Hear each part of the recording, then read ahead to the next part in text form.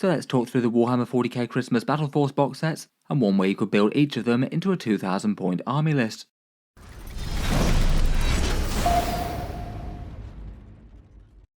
Hello and welcome back to Auspex Tactics, where today we're talking about the Warhammer 40k Christmas Battleforces once more. In this video I thought I'd talk about trying to use them practically for growing a small army into a larger one. Each year Games Workshop tends to release a bunch of Battleforce box sets shortly before Christmas time, aimed to be kind of big ticket items, where you get a bunch of units and the combined contents discounted. And if going by their current ones so far this year in 10th edition, they'll be around about the £140 or $230 mark, depending on how generous they're feeling. Pre-order date for them will likely be mid-November, and then should appear fully in stores and ship out to people shortly after that. From initial reaction to these, it was certainly clear that some of them are far more popular than others, and maybe a little bit more useful to starting an army of the given faction. But for this one I thought we'd take a look at all of them, talk a little bit about the units and how I'd think about equipping them and running them in game, a few ideas for expanding after that, not necessarily the only one of course, but one thing that you can do, and then coming up with a rough 2000 point army list, aiming to put them on the table with some sort of good effect. Going through the battle forces, first off we have the Dark Angels. This one looks like it's probably going to be the most in-demand one after the news came out about the Imperial Night Sprues. People are broadly pretty positive about this one as an option for starting Dark Angels, containing a whole bunch of recent miniatures, with Lionel Johnson, 2 squads of Deathwing Knights, and 2 units of Inner Circle Companions. There's also a Terminator Chaplain as well, who came out with the Space Marine releases at the start of the edition. On paper it looks like this one is probably going to be the best discount out of them if they are priced the same. It looks like you have theoretical savings of around about $144 or 40% of the overall total, and that is a fair bit above Games Workshop's more normal combat patrols. Having a lot of Dark Angels elites, it also means that there's really quite a lot of points in the box. Pretty well straight up half of them are from the Deathwing Knights. There's around about 1040 points here. So pretty great on that front if you are trying to build towards an army of any given points total, and perhaps kind of abnormally good with 4.5 points per dollar on fairly recent well received miniatures.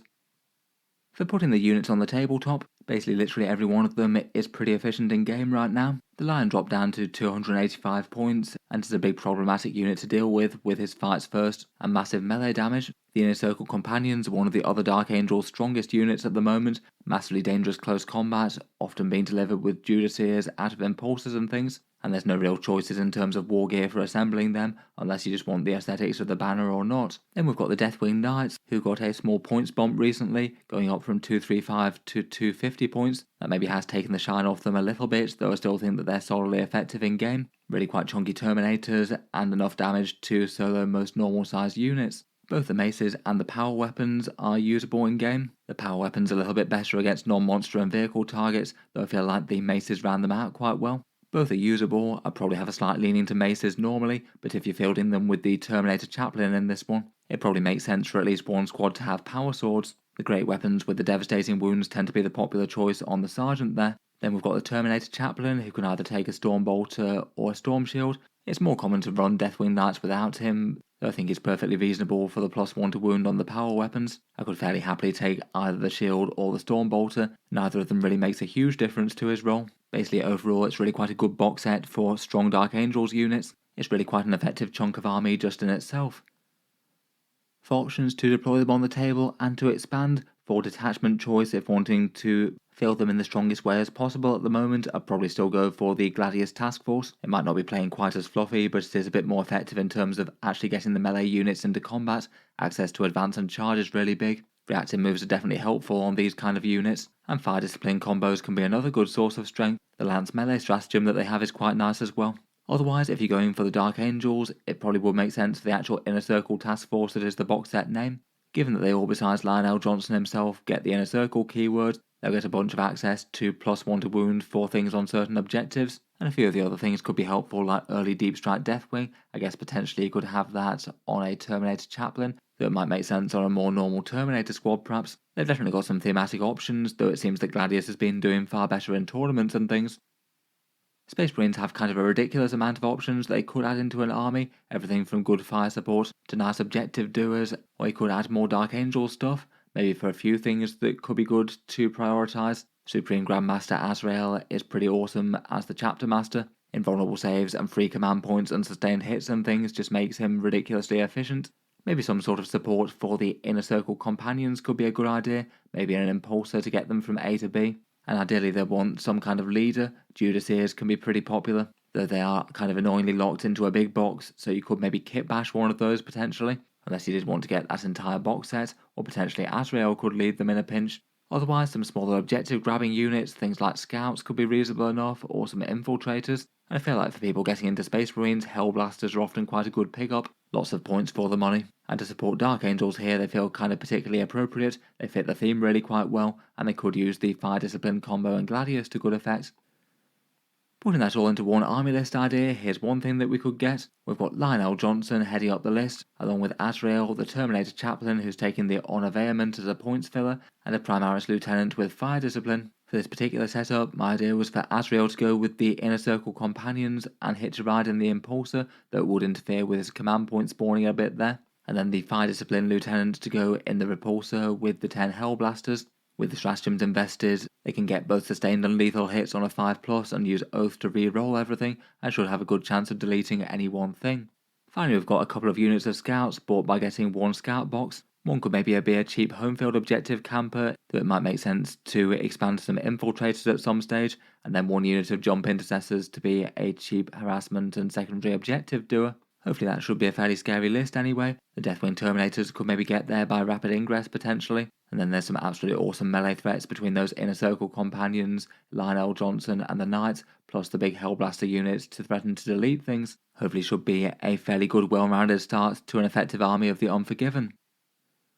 While we're on the subject of Christmas battle forces, I'd just like to mention the Auspex Tactics channel giveaway for November, and that'll be for 8 winners to get their hands on their choice of one of the 5 Christmas Battleforce box sets for Warhammer 40k.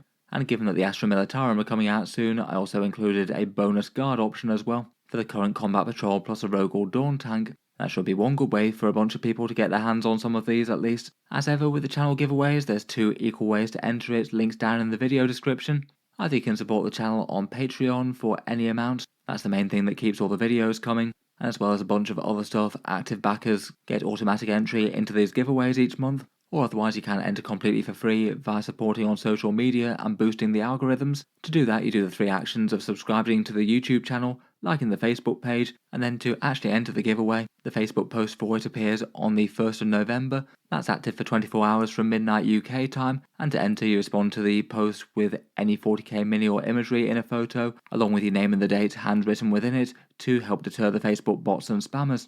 After that's done, I put all the entries equally once each into a random number generator, pick out the 8 winners, and they'll be announced on the 4th of November, and after that I'll get in touch with people to ask them what they want. Hopefully that should be a little bit before they go up for pre-order, so I should be able to get what people want and then order them when they go live.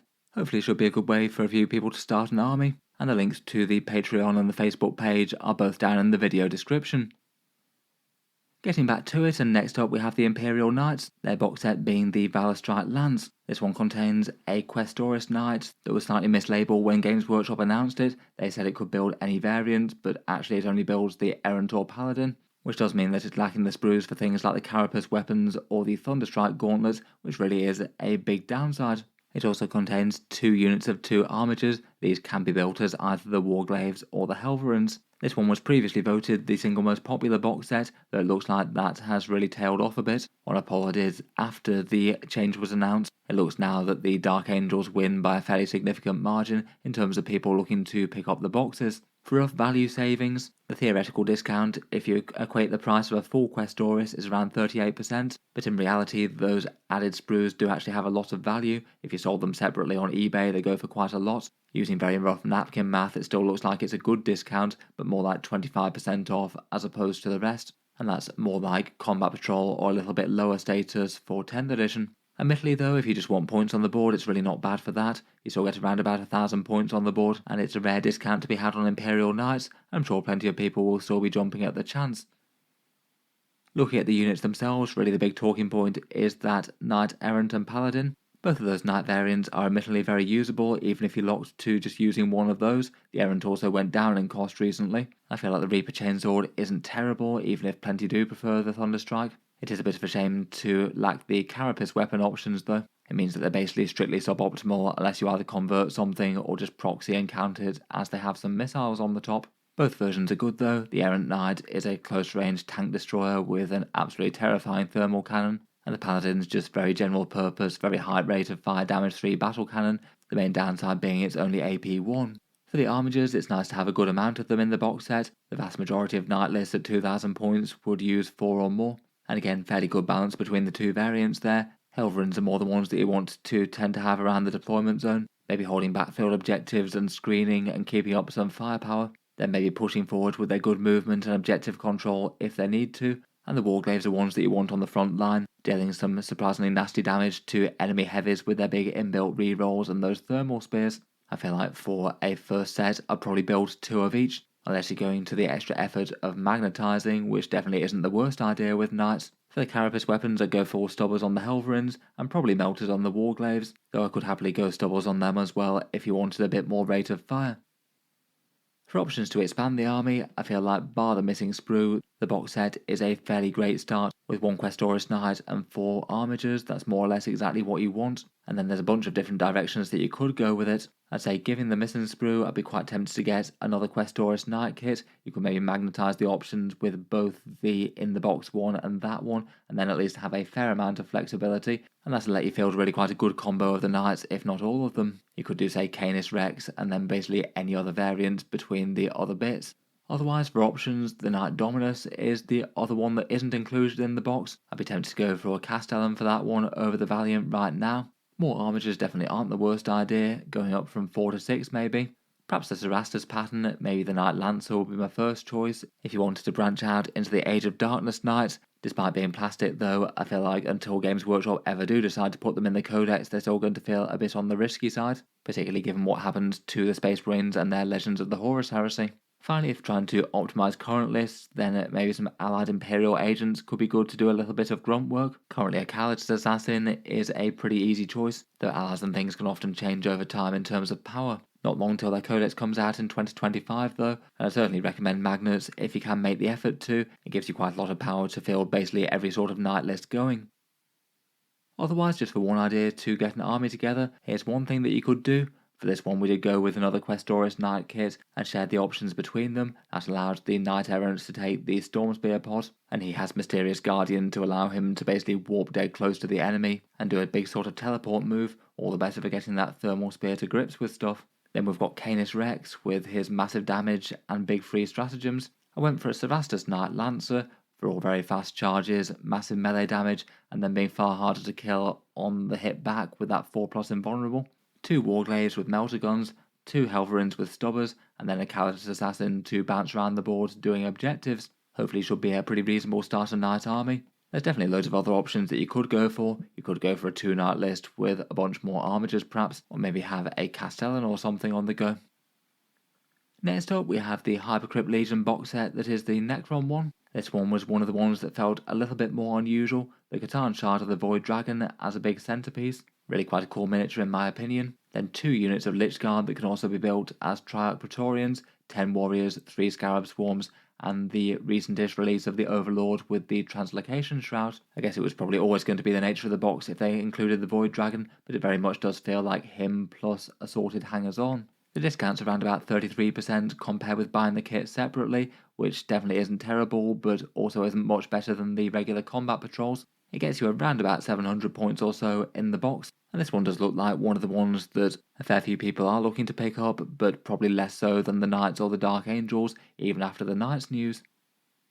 Going through the units, and the Void Dragon is very hard to go wrong with right now. 290 points worth of massive damage and massive defense. He does quite like the Hypercrypt himself, as it means that he could warp to somewhere that's 9 inches from a board edge and get up in the opponent's face straight away. He doesn't have to if that doesn't make sense though. For the others, the Necron Warriors are a bit on the overcosted side at the moment. Maybe not unusable, but feel overshadowed by other options in the codex. They can be made to be okay with certain characters, maybe in Awakened Dynasty perhaps. The Scarab Swarms are some nuisance chaff. They got quite a lot worse when they can't do a bunch of secondary objectives, but can still do some screening and nuisance things, I guess. The Translocation Shroud Overlord is usable enough. He is probably best suited to leading Immortals, given that they can advance and shoot, so he can have them running around the board dead fast and still keeping up good rates of fire. And then for the Triarch Praetorians or Lich Guard, they're the ones with the most choices as to how you equip them. I would have certainly said Lich Guard before the really quite big points cuts that Triarch Praetorians got at the last balance update.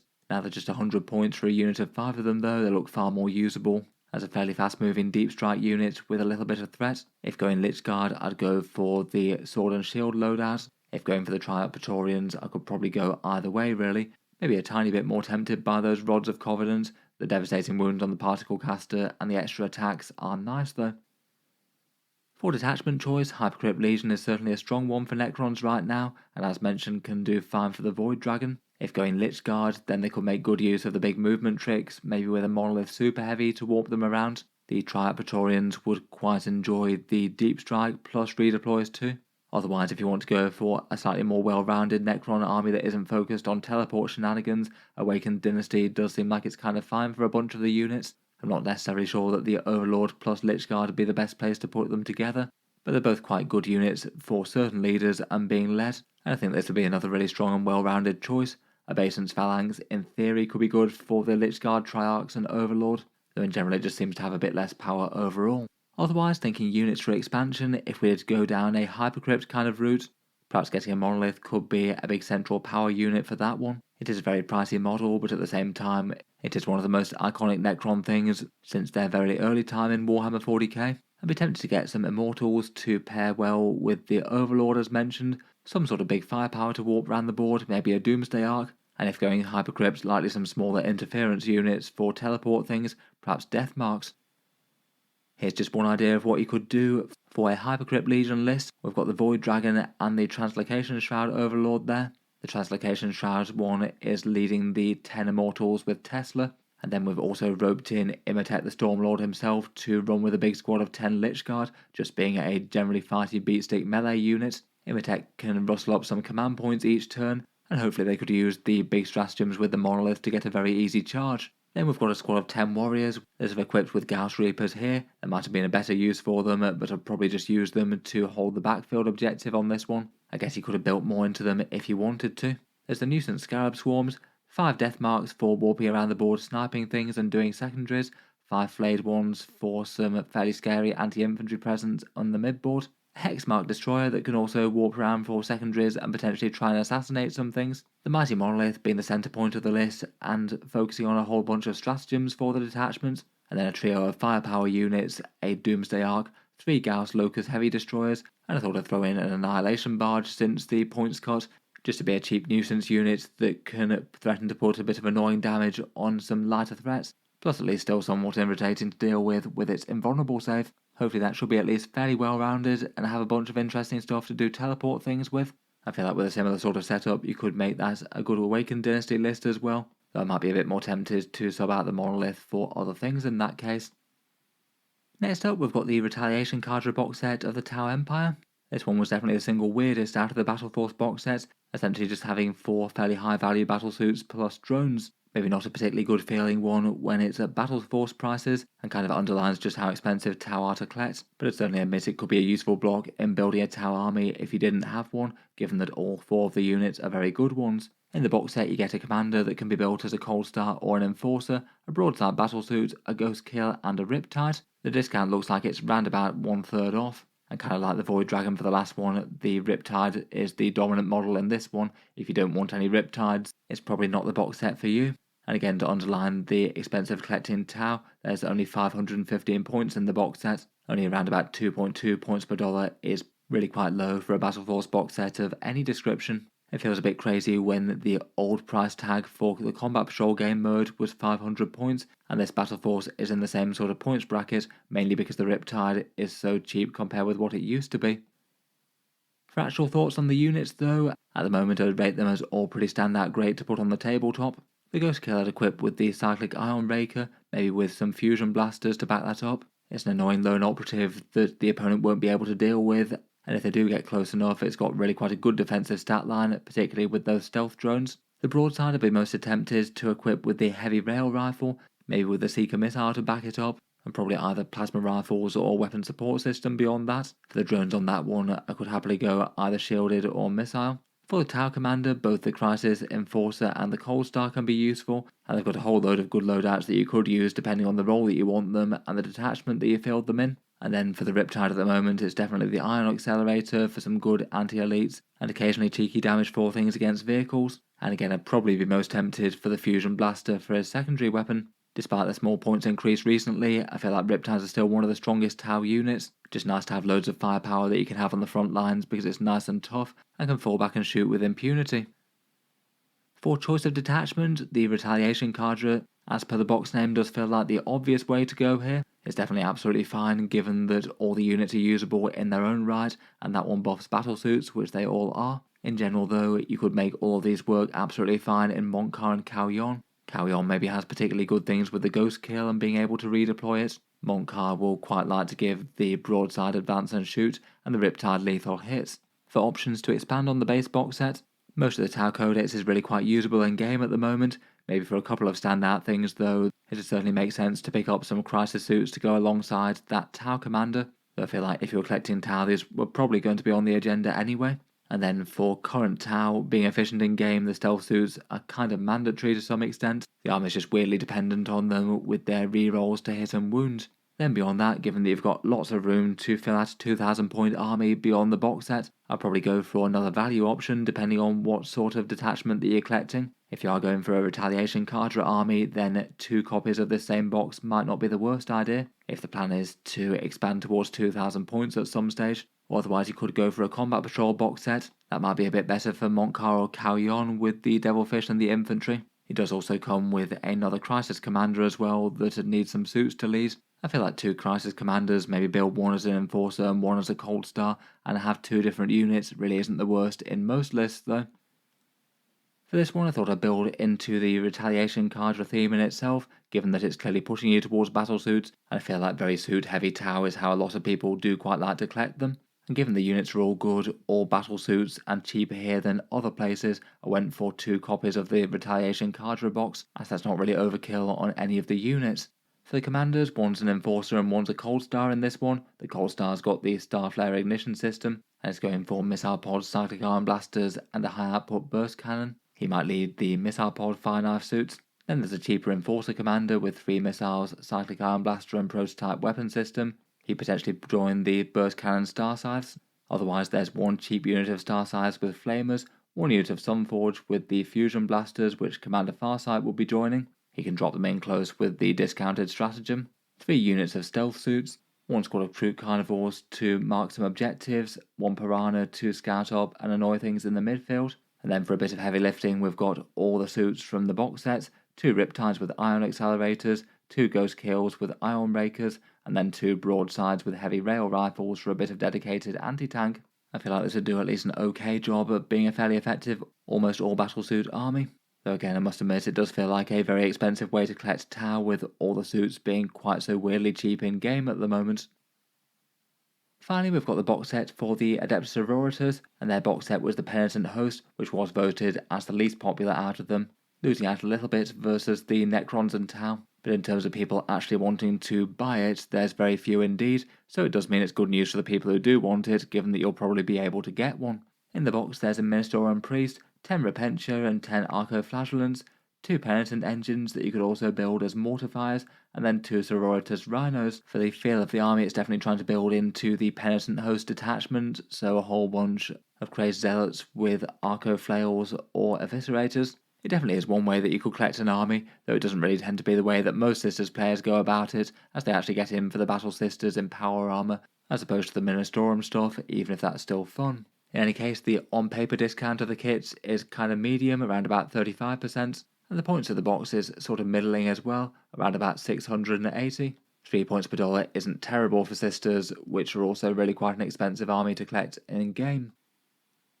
For the units at the moment, Sisters have just had some rather enormous nerfs. These would have broadly been considered sort of second-tier Sisters units pretty much entirely, but now their cookie-cutter build in the Bringers of Flame have taken really quite a lot of points increases, there might be a little bit more chance for them to shine through. The Rhinos are usable enough, as they are for most Imperial armies, it's just whether or not you'd want them instead of the Immolators, which can do some useful things like split squads and strip cover. The big multi-melter on the top of them definitely isn't a negative as well. They'd be able to transport the Arco-Flagellants and the Repentia, both of which can be pretty nicely dangerous in melee but do cost quite a lot of points. In particular, Repentia being basically 18 points per model feels very painful. They can do enough damage to be really quite scary if they get the charge, but also are quite likely to get killed kind of trivially afterwards from a bit of small arms. The Mortifiers and the Penitent engine are both okay, perhaps a bit of a mid-nuisance unit with okay damage, okay defense, and can have okay speed depending on the detachment. And then the Minister and Priest is a sort of slightly rarely seen sight, probably best in the actual Penitent host itself to bear enhancements and things, maybe lead the Arco-Flagellants. In terms of choice of detachment, I think it will be between the Penitent host or the Hallowed Martyrs out of these two, at least if you want to build around the core of the box set. The actual Penitent host probably does give more to the units, but I feel like to actually make the best of that detachment you probably need to go even further down that theme and get more of the same sort of units, where I think for the most people who'd want to start a Sisters army they might want to go a bit more general purpose, and if so I'd probably be most tempted by the Hallowed Martyrs. They can do some pretty fun melee tricks, including forcing enemies to attack one unit so they can't attack one of the more important close combat squads. For ideas for expanding, I'd be quite tempted to pick up Morven Violence and Paragon Warsuits at some time fairly early on if you're playing Sisters. They get really quite a lot of points on the board per the money and are really quite scary in game right now. I still think they're good after the points increase. Maybe for a little bit of heavy lifting and big firepower, perhaps some Castigators or Exorcists could be kind of nice. I'd also be tempted to pick up the base HQ and troops of the faction, generally good investments for the long run, and most detachments can have some good use for the sticky objectives that the Battle Sisters can make. I'd be sort of tempted to pick them up via the combat patrol, but you might wind up with a few more Arco-Flagellants than you want there maybe. In any case, just for one idea of something that you could do with the army, here we've got a Hallowed Martyrs list with 2 scary melee blocks in those Arco-Flagellants and Repentia riding up the board in Rhinos. The Minister and Priest can go with the Arco-Flagellants, and in one of the Rhinos we can also have a Dialogus run on her own with Saintly Example, and then maybe think about using that punishing melee stratagem to make an enemy unit attack them, and get a whole bunch of extra miracle dice when she dies for good measure. Otherwise we've got a single unit of Battle Sisters. They can mark a home field objective with their sticky objectives rule, and maybe be a good option to use miracle dice on a melter weapon. Ideally I might have liked to split the units, but we've got Rhinos here rather than Immolators. Otherwise we've got a couple of Mortifiers with Heavy Bolters and Boss Blades moving up the board, a single unit of Zephyrim for some skirmishing and maybe doing some objectives, and then for this one I've gone heavy on the Holy Fire support with a couple of Castigators with battle cannons, and then a couple of Holy Artillery pieces in the Exorcists. If you wanted to, I think you could absolutely substitute a few of those out for maybe some more elite infantry and transports though, maybe getting some Dominions or some Retributors on the go. In any case though, with the Sister Battle talked about, I'll leave that there for this one. Let me know your thoughts as to the Christmas Battleforce box set. I'd certainly be interested in any people thinking about picking them up as a new army, and what their plans are to do with them from that. As mentioned, feel free to check out the links in the video description below if you'd like to enter in for the channel giveaway for these ones, either supporting on the Patreon page or entering via Facebook on the 1st of November. I'll be announcing these at least fairly shortly on the 4th of November. Otherwise though, feel free to subscribe to Auspex Tactics if you'd like to see more like this. I'll certainly keep the 40k videos coming just about every day. Finally, if you did want to support the channel, then the Patreon page has a few other things besides just giveaways. You get to see certain videos early from time to time, regular votes to see what sort of things come next, and a few other things like Discord roles and names in the credits and things. Feel free to check that out if any of that's of interest. In any case though, an absolutely massive thank you for listening, and I'll hope to see you guys next time.